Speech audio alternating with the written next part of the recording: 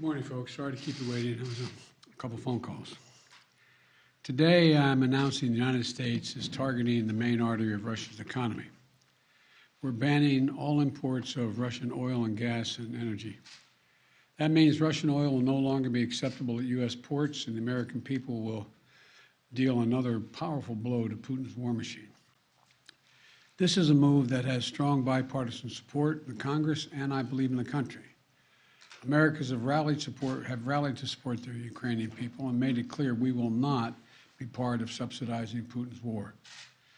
We made this decision in close consultation with our allies and our partners around the world, particularly in Europe, because a united response to Putin's aggression has been my overriding focus, to keep all NATO and all of the EU and our allies totally united. We're moving forward with this ban, understanding that many of our European allies and partners may not be in a position to join us. The United States produces far more oil domestically than all the European countries combined. In fact, we're a net exporter of energy. So we can take this step when others cannot. But we're working closely with Europe and our partners to develop a long-term strategy to reduce their dependence on Russian energy as well. Our teams are actively discussing how to make this happen, and today we remain united. We remain united in our purpose to keep pressure mounting on Putin and his war machine. This is a step that we're taking to inflict further pain on Putin, but there will be cost as well here in the United States. I said I would level with the American people from the beginning, and when I first spoke to this, I said defending freedom is going to cost. It's going to cost us as well in the United States. Republicans and Democrats understand that. Republicans and Democrats alike have been clear that we must do this. Over the last week, I've spoken with President Zelensky several times to hear from him about the situation on the ground and to consult and continue to consult with our European allies and about U.S. support for Ukraine and the Ukrainian people. Thus far, we've provided more than $1 billion in security assistance to Ukraine. Shipments of defensive weapons are arriving in Ukraine every day from the United States, and we, the United States, are the ones coordinating the delivery of our allies and partners of similar weapons, from Germany to Finland to the Netherlands. We're working that out. We're also providing humanitarian support for the Ukrainian people, both those still in Ukraine and those who have fled safely to a neighboring country. We're working with humanitarian organizations to surge tens of thousands of tons of food, water, and medical supplies into Ukraine, and with more on the way. Over the weekend, I sent Secretary Blinken to visit our border between Poland and Ukraine and to Moldova to see what the situation was firsthand and report back. General Milley, Chairman of the Joint Chiefs of Staff of our Defense Department, was also in Europe, meeting with his counterparts and allies on NATO's eastern flank to reassure them, those countries bordering Russia, NATO countries, that we will keep our NATO commitment, a sacred commitment of Article 5. The Vice President Harris is going to be traveling to meet with our allies in Poland and Romania later this week as well. I've made it clear that the United States will share in the responsibility of caring for the refugees so the costs do not fall entirely on the European countries bordering Ukraine. And yesterday I spoke with my counterparts in France, Germany, and the United Kingdom about Russia's escalating violence against Ukraine and the steps that we're going to take together with our allies and partners around the world to respond to this aggression. We are enforcing the most significant package of economic sanctions in history, and it's causing significant damage to Russia's economy. It has caused Russian economy to, frankly, crater. The Russian ruble is now down to 50%, by 50% since Putin's announced his war. 1 ruble is now worth less than 1 American penny. 1 ruble is less than 1 American penny. And preventing Russia's central bank from propping up the ruble and to keep its value up. They're not going to be able to do that now. We cut Russia's largest banks from the international financial system, and it has crippled their ability to do business with the rest of the world. In addition, we're choking off Russia's access to technology like semiconductors and sap its economic strength and weaken its military for years to come. Major companies are pulling out of Russia entirely without even being asked, not by us. Over the weekend, Visa, MasterCard, American Express, they all suspended their services in Russia, all of them, joining a growing list of American and global companies from Ford to Nike to Apple. They've suspended their operations in Russia. The U.S. Stock Exchange has halted trading of many Russian securities. And the private sector is united against Russia's vicious war of choice. The U.S. Department of Justice has assembled a dedicated task force to go after the crimes of Russian oligarchs. And we're joining with our European allies to find and seize their yachts, their luxury apartments, their private jets, and all their ill-begotten gains to make sure that they share in the pain of Putin's war. These, by the way, are giant yachts. You've put some of them in your press. I mean, some of them are, I think I've read one was over 400 feet long. I mean, this is worth hundreds of millions of dollars. The decision today is not without cost here at home. Putin's war is already hurting American families at the gas pump. Since Putin began his military buildup on Ukrainian borders, just since then, the price of the gas at the pump in America went up 75 cents. And with this action, it's going to go up further.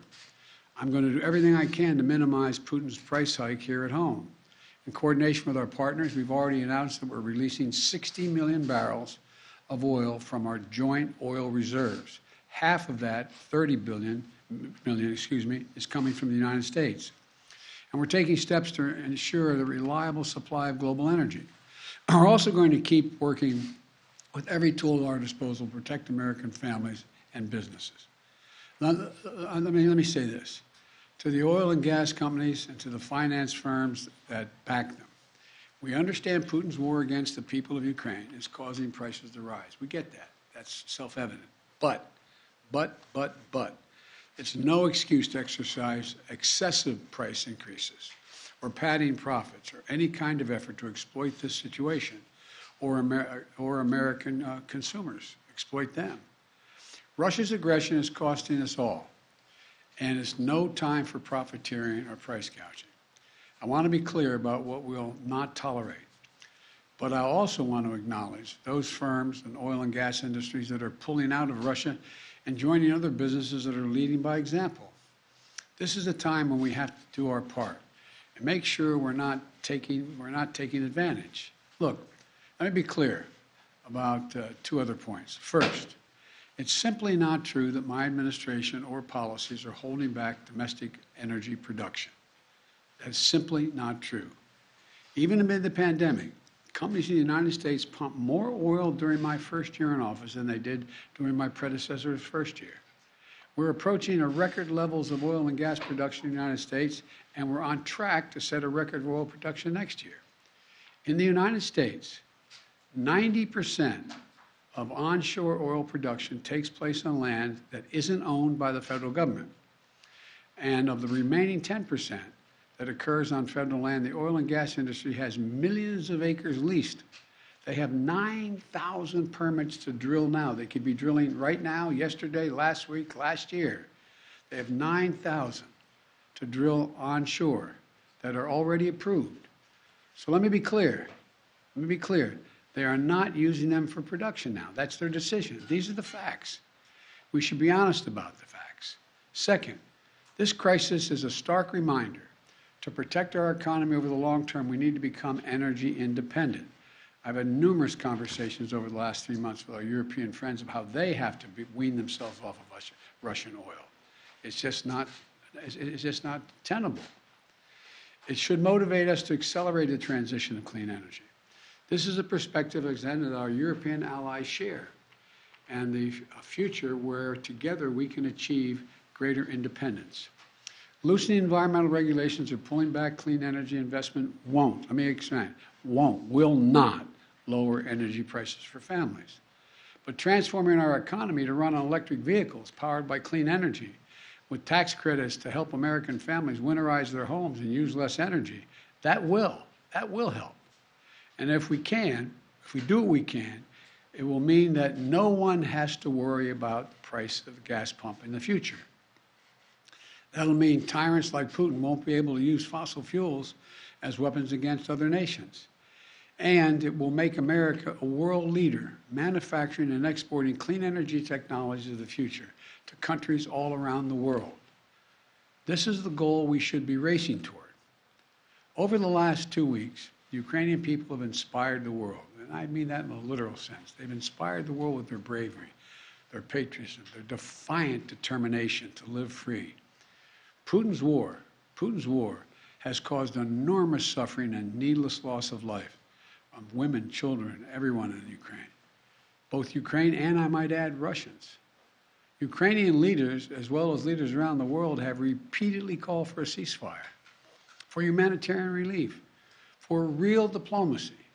But Putin seems determined to continue on his murderous path, no matter the cost.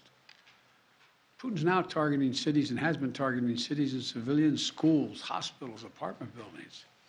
Last week, he attacked the largest nuclear power plant in Europe with an apparent disregard for the potential of triggering a nuclear meltdown. He has already turned 2 million Ukrainians into refugees. Russia may continue to grind out its advance at a horrible price, but this much is already clear. Ukraine will never be a victory for Putin. Putin may be able to take a city, but he'll never be able to hold the country. And if we do not respond to Putin's assault on global peace and stability today, the cost of freedom and to the American people will be even greater tomorrow. So we're going to continue to support the brave Ukrainian people as they fight for their country. And I call on Congress to pass the $12 billion Ukraine assistance package that I have asked them for of late. Ukrainian people are demonstrating by their physical courage that they are not about to just let Putin take what he wants. That's clear. They'll defend their freedom, their democracy, their lives. And we're going to keep providing security assistance, economic assistance, and humanitarian assistance. We're going to support them against tyranny, oppression, violent acts of subjugation. People everywhere, and I think it's maybe even surprised some of you all, people everywhere are speaking up for freedom. And when the history of this war is written, Putin's war on Ukraine will have left Russia weaker and the rest of the world stronger. May God bless all those heroes in Ukraine. And now I'm off to Texas. Thank you very, very much. I know there's a lot of questions. I know there's a lot of questions, but there's a lot more that has to be made clear, and I'm going to hold on that until we get more information. Thank you. Appreciate it.